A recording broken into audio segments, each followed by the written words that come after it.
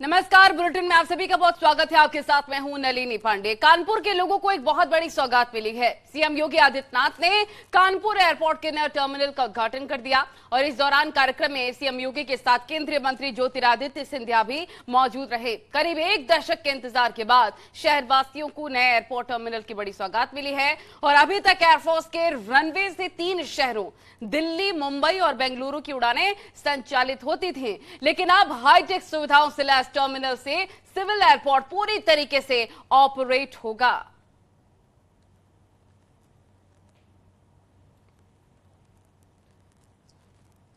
तो एक बड़ी सौगात मिली है। सीएम योगी आदित्यनाथ ने इसका उद्घाटन किया है। तस्वीरें देख सकते हैं आप कि हम डबल इंजन सरकार की स्पीड के साथ अगर चलना चाहते हैं तो आप हमें सपोर्ट करिए, समर्थन करिए।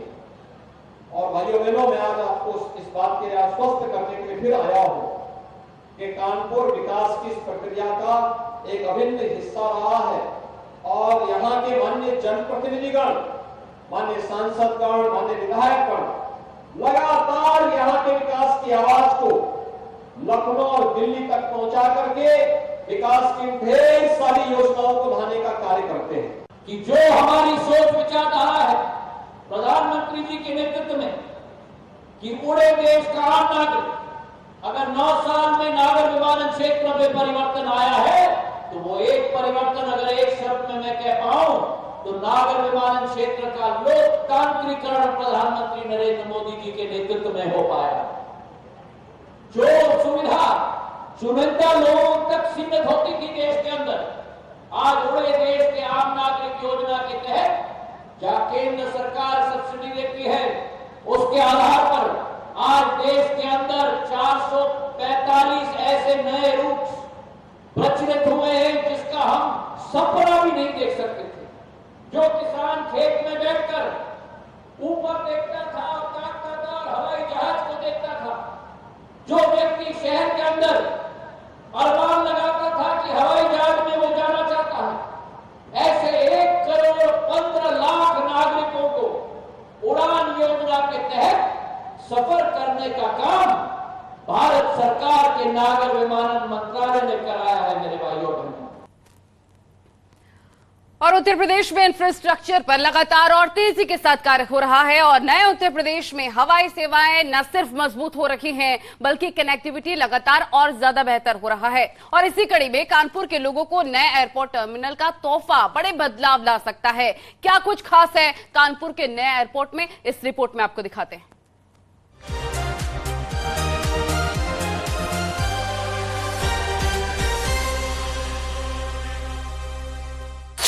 औद्योगिक शहर कानपुर के लिए आज का दिन ऐतिहासिक है।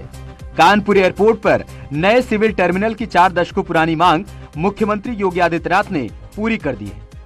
सीएम योगी और नागरिक उड्डयन मंत्री ज्योतिरादित्य सिंधिया की मौजूदगी में कानपुर एयरपोर्ट का लोकार्पण किया गया। नए टर्मिनल से न सिर्फ कानपुर के विकास में 4 चांद लगेंगे बल्कि आसपास के 10 जिलों के यात्रियों के लिए भी सुगम हवाई सफर का रास्ता साफ हो जाएगा। 70 और 80 के दशक में कानपुर में दिन में 1-2 फ्लाइटें आया जाया करती थीं।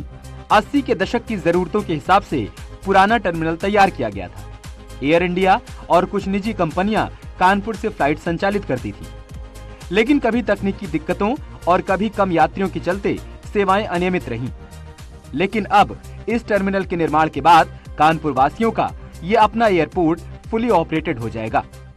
हम देख सकते हैं कि ठीक सामने हमारे ये कानपुर एयरपोर्ट की नया टर्मिनल बना है। इस टर्मिनल में कई ऐसी खूबियां हैं। पहली बात तो अगर रनवे की बात की जाए तो 3 एक वक्त में फ्लाइट्स यहाँ लैंड कर सकती है या कहा जाए पार्क हो सकती है। इन सबके अलावा अगर व्हीकल पार्किंग की बात करें 150 से ज्यादा व्हीकल पार्क हो सकते हैं। इसके बाद नाइट सिस्टम के लिए भी यहाँ प्रोविजन किया गया है। सिक्योरिटी के हाई इंतजाम किए गए, इसे हाईटेक बनाया गया है। 150 करोड़ रुपए से बने नए टर्मिनल का क्षेत्रफल 6243 वर्ग मीटर है। पीक आवर्स में टर्मिनल में 400 यात्रियों को संभालने की क्षमता होगी। 8 चेक इन काउंटर और 3 कन्वेयर बेल्ट लगाई गई हैं। टर्मिनल पार्किंग में 150 गाड़ियां खड़ी की जा सकेंगी। रनवे को टर्मिनल से जोड़ने के लिए 713 मीटर लंबा टैक्सी वे बनाया गया है। विमान की पार्किंग के लिए 3 एप्रन बनाए गए हैं।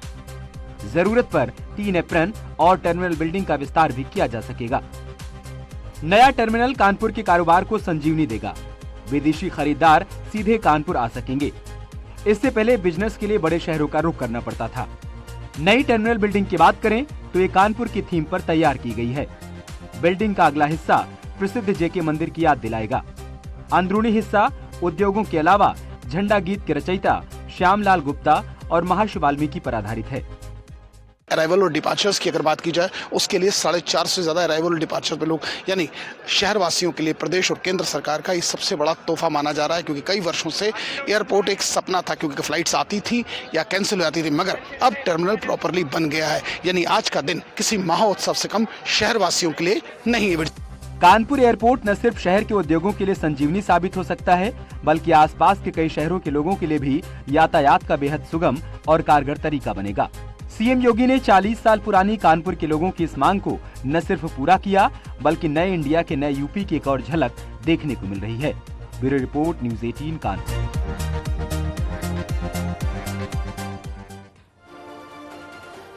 चलिए खबरों में आगे बढ़ते हैं और बड़ी खबर गाजीपुर से मिल रही है, जहां पर हाईकोर्ट के आदेश पर अवैध अतिक्रमण पर प्रशासन का बुलडोजर चला है। जिला प्रशासन ने गांव के चक रोड पर अवैध तरीके से बने 13 घर ढा दिए हैं। गाजीपुर के सदर तहसील के मीरनपुर सक्का गांव में प्रशासन ने अवैध अतिक्रमण के खिलाफ ध्वस्तीकरण की कार्रवाई की। 16 घरों को ध्वस्त करके रोड को अतिक्रमण मुक्त करने का आदेश दिया था। स्थानीय प्रशासन ने 3 मकानों को पहले ही ध्वस्त कर दिया था, जबकि 13 मकानों को आज गिराया गया है।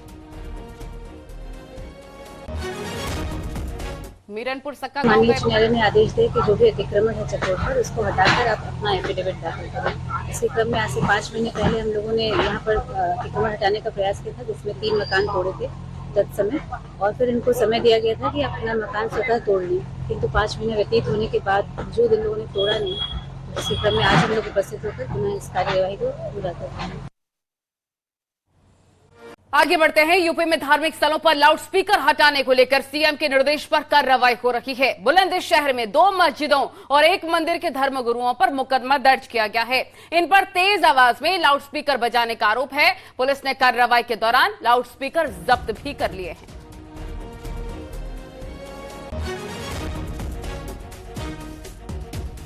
माननीय उच्च न्यायालय एवं उच्चतम न्यायालय के निर्देशों के क्रम में पूरे प्रदेश भर में एक अभियान चलाया जा रहा है, जिसके अंतर्गत जनपद बुलंदशहर में जहां कहीं भी मानक के विपरीत कोई भी लाउडस्पीकर लगा हुआ है उसे उतरवाया जा रहा है, तथा वॉल्यूम भी निर्धारित सीमा के अंदर करवाई जा रही है।